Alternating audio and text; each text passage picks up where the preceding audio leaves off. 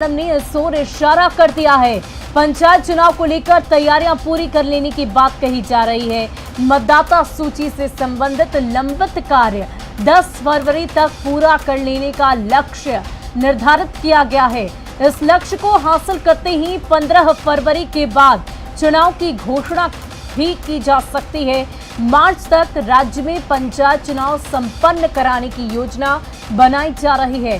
हालांकि बार बार पंचायत चुनाव के टलने पर बीजेपी ने राज्य सरकार को निशाने पर लिया है। बीजेपी के प्रदेश महामंत्री आदित्य साहू का कहना है कि पंचायत स्तर पर विकास कार्य पूरी तरह से ठप है।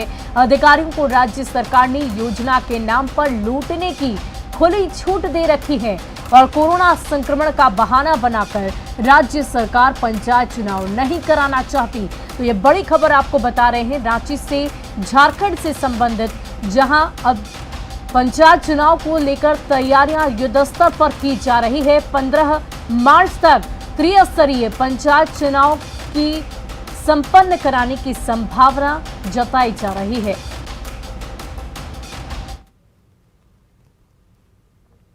सरकार को पंचायत चुनाव नहीं कराकर क्या फायदा होगा, पहले सोचना चाहिए। सरकार जो है चाहती है कि बहुत जल्दी पंचायत चुनाव हो और सारी प्रक्रिया जो है हम लोग कर चुके हैं और हम आपको विश्वास दिलाना चाहेंगे कि बहुत जल्दी पंचायत चुनाव हम कराएंगे।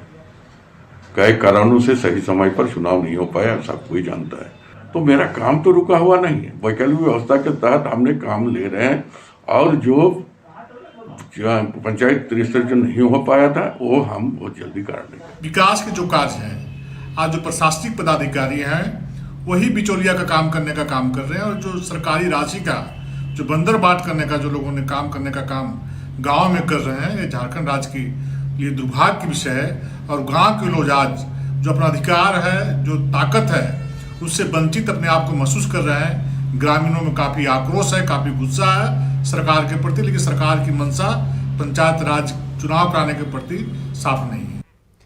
और कोरोना संक्रमण की रफ्तार ने झारखंड की विकास योजनाओं की रफ्तार पर ब्रेक लगा दिया है।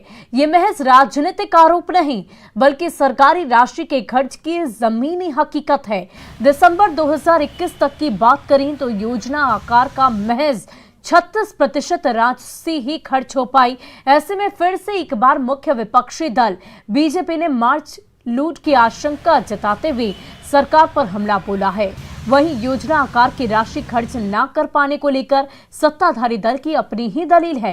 कांग्रेस ने यह दावा किया है कि मार्च लूट जैसी कोई भी वित्तीय अनियमितता इस सरकार में नहीं होने दी जाएगी। सिर्फ 2 महीने बचे हुए हैं इस फाइनेंशियल ईयर को खत्म होने में और अब हम मार्च लूट की ओर बढ़ रहे हैं। यानी ये सरकार 2 महीनों में 64% बजट का जो योजना आकार है उसका खर्च करने जा रही है। तो ये सिर्फ बंदर बाट की ओर हम बढ़ रहे हैं। आप सोचिए इस सरकार की प्राथमिकताएं किस ओर है। उसे गरीब कल्याणकारी योजनाओं से मतलब नहीं, विकास की योजनाओं से मतलब नहीं, इंफ्रास्ट्रक्चर की योजनाओं से मतलब नहीं, तभी इतना कम प्रतिशत योजना मद का खर्च हुआ है बजट में। ये साफ है, ये मार्च लूट की ओर संकेत दे रहा है। कोरोना के कालखंड में जो प्राथमिकता की सूची थी उस दरमियान सरकार का दृष्टिकोण भी उसको खर्च करने को लेकर के योजनाओं को वो उस अनुरूप जरूर रहा, लेकिन हम आपको पूरी तरह से भरोसा दिलाते हैं कि 100% योजनाओं के क्रियान्वयन में ही बजटीय राशि का उपबंध के खर्च किया जाएगा और कहीं से भी कोई वित्तीय अनियमितता का मामला नहीं आने वाला है, क्योंकि सरकार ने पूरी तैयारी कर रखी है और जिसको लेकर के सरकार ने अपने संकल्प को भी दोहराने का काम किया है। जो स्थापना दिवस था उसके बाद से लगातार सरकार इस बात को लेकर के। वहीं सिमडेगा के जंगलों पर एक बार फिर लकड़ी माफिया की बुरी नजर पड़ती दिखाई दे रही है। लकड़ी माफिया इस बार वाइल्ड लाइफ संरक्षित क्षेत्र को अपना निशाना बना रहे हैं। रात के अंधेरे में यहां जंगल काटे जा रहे हैं। इससे ग्रामीणों में आक्रोश भी दिख रहा है। जिले के पाकटांड प्रखंड के वन्य जीव संरक्षित वन क्षेत्र के लाया लोंगा जंगल को माफिया धड़ल्ले से काट रहे हैं। आपको बता दें कि वाइल्ड लाइफ संरक्षित वन क्षेत्र एक अलग डीएफओ के अधीन आता है जो रांची में बैठते हैं। ऐसे में पेड़ काटने के बाद उस पर कार्रवाई का निर्देश रांची से ही आता है। अब देखना होगा कि अलग अलग अधिकार क्षेत्र में बटे जंगल की सुरक्षा के लिए कब तक कदम उठाए जाते हैं। सेंचुरी के अंतर्गत है, जो जिनके डीएफओ रांची में बैठते हैं।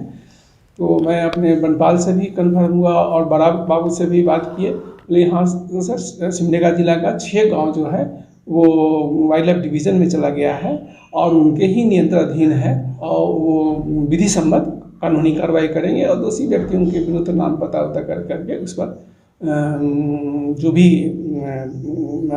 इंडियन फॉरेस्ट एक्ट के तहत या वाइल्ड लाइफ प्रोटेक्शन एक्ट के तहत जो भी उनके स्तर से ये होगा वो कर। और अब बात गणतंत्र दिवस समारोह को लेकर